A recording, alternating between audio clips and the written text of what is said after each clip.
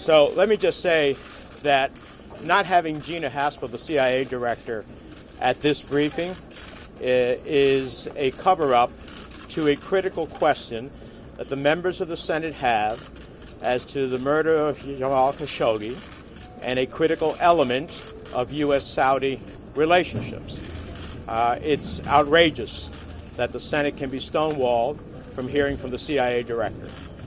I have respect for the Secretary of State and Defense, but I don't need them to characterize the information of the CIA and the intelligence community. I need to hear it directly.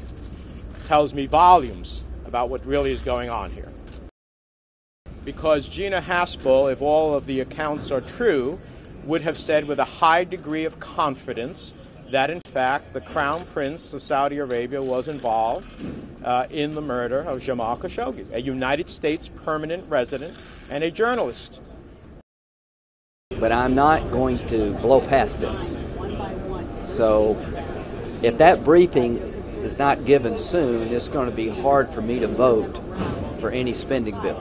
The reports were that the CIA director was prevented from coming here today. Well, then they're going to have a hard time getting me to vote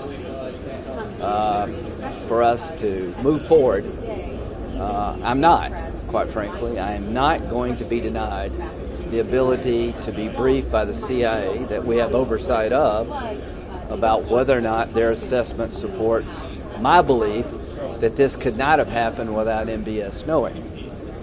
And if the briefing reinforces the conclusion that I already have tentatively formed, then there will be no more business as usual with Saudi Arabia.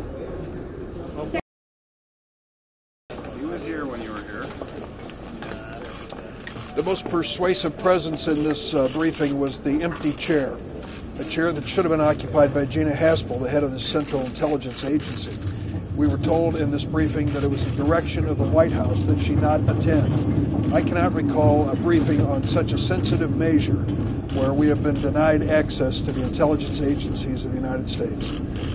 As a consequence, much of the testimony was interesting but not persuasive.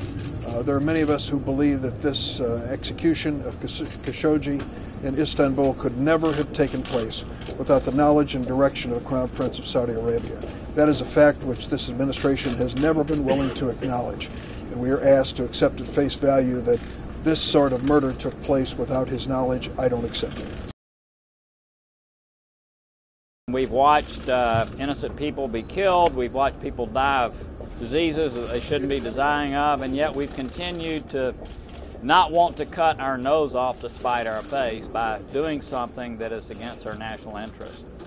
We also have a crown prince that's out of control, a blockade in Qatar, the arrest of a prime minister in Lebanon, the killing of a journalist. And whether there's a smoking gun, I don't think there's anybody in the room that doesn't believe he was responsible for it. And just as Secretary Pompeo, if somebody at the State Department kills somebody, he's responsible for that. MBS has not taken ownership of the death. Whether he directed it or not, I think he did, but whether he did or not, it's his agency that killed this journalist, and they've taken no ownership of that.